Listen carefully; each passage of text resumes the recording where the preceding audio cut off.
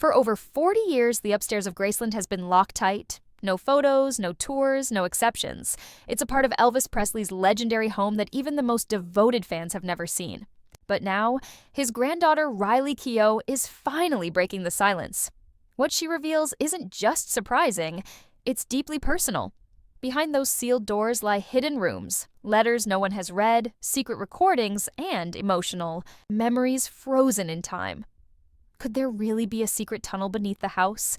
Did Elvis leave behind music that the world has never heard? And why does one room remain exactly as he left it the day he died? These questions have haunted fans and historians alike for decades. Graceland isn't just a museum or tourist attraction. It's a living testament to a man whose influence on music and culture is still felt today. But it's also a house with layers of privacy, mystery, and sorrow. Riley's new revelations invite us to look beyond the public spectacle and into the quiet, private spaces where Elvis lived, grieved, and created. The upstairs holds the key to understanding more than just a rock and roll icon. It reveals the man behind the legend. For the first time, we get a glimpse into the heart of Graceland's most closely guarded secret. Let's discover what's been hidden for decades and why it matters now more than ever. Elvis bought Graceland for a little over $100,000. A hefty price for the time, but it gave him the privacy he craved. Yet, the house soon became much more than a retreat. Over the next 2 decades, Elvis transformed it into an extension of himself, loud, colorful, and wildly unique. One of the most famous additions was the Jungle Room, completed in the late 1960s. With green shag carpeting on the walls and ceiling, carved wooden furniture, and exotic decorations, it looked more like a rainforest hideout than a southern mansion. But it was more than just decoration. Elvis recorded some of his last songs there, including the haunting Moody Blue. Then there's the Meditation Garden, a peaceful, stone-lined space behind the house that later became Elvis's final resting place along with his family.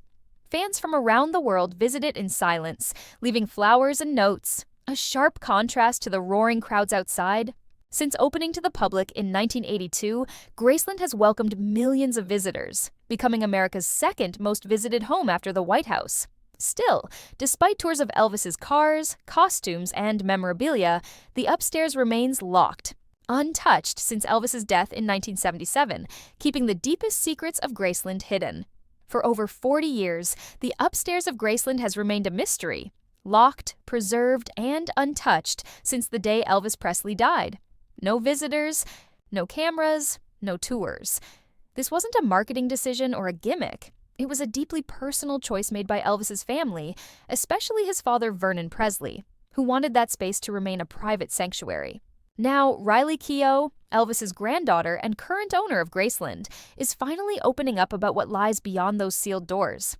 One of the most fascinating spaces is Elvis's personal study, a small, dark room lined with deep wooden walls and filled with books on subjects as varied as numerology, Christian theology, and Eastern mysticism. Here, Elvis kept notebooks full of his reflections, prayers, unfinished lyrics, and scribbled thoughts. Riley describes pages with the word free written repeatedly, revealing the turmoil beneath the king's fame. There are also deeply private artifacts, unsent letters labeled "Do Not Open," some addressed to Lisa Marie Presley, others to unknown recipients. These reveal a man wrestling with his legacy, his fears, and his love.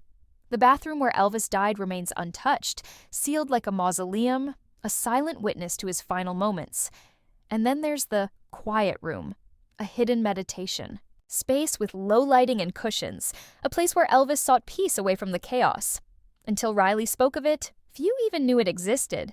These revelations aren't just about history, they're about understanding the man behind the music. The tunnel rumor has been whispered for years. Some former Graceland employees and visitors have claimed to spot concealed doorways or passageways near the back of the estate. According to these accounts, the tunnel might run beneath the meditation garden, leading into the woods behind the property. Whether it was meant as an emergency escape or a private route to avoid the ever-present paparazzi, the idea fits the image of Elvis as a man desperate for privacy. Elvis's increasing paranoia in the 1970s only added fuel to the fire. He reportedly had his home swept for bugs, stopped performing publicly, and withdrew almost entirely to the locked-off second floor of Graceland. For believers, this withdrawal was the sign of a man planning his grand disappearance. Sightings of Elvis alive and well began appearing shortly after his death. In 1978, a man who looked like Elvis was spotted at Memphis Airport under the alias John Burroughs, a name Elvis himself used on tour. Other sightings surfaced in places from Michigan to Nevada, adding layers to the mystery.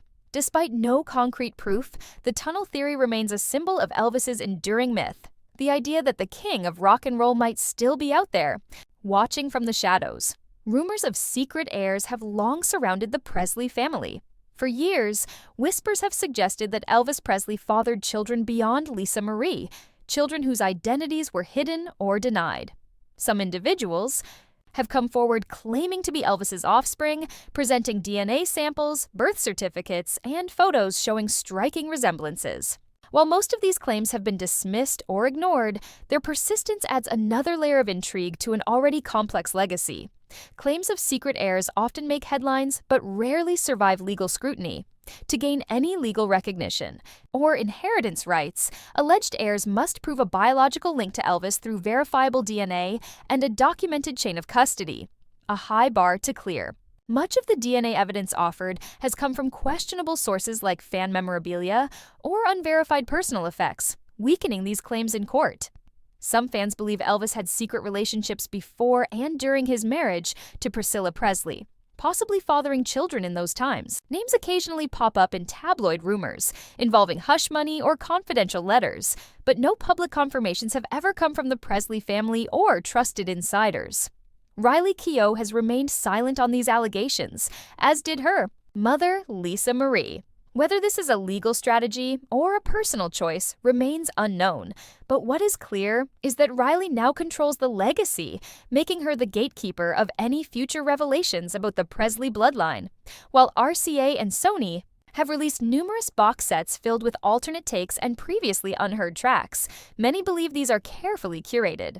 What remains in the vaults, especially in the sealed upstairs rooms of Graceland, has never been fully cataloged or shared with the public. Riley Keough has confirmed the upstairs remains frozen in time, filled with personal artifacts, and possibly recordings yet to be heard. Bootleggers have added complexity to this story, releasing underground albums claiming to contain lost Elvis tracks. Some are clearly alternate versions of known songs, while others feature vocals that sound like Elvis but are likely impersonators or studio creations. One infamous bootleg from the 1990s touted a ballad called "This Is Goodbye," supposedly recorded just weeks before his death. It was later debunked as the work of an impersonator, yet the mystery persists. Even Elvis's producer, Felton Jarvis, acknowledged that Presley recorded more than the label ever released.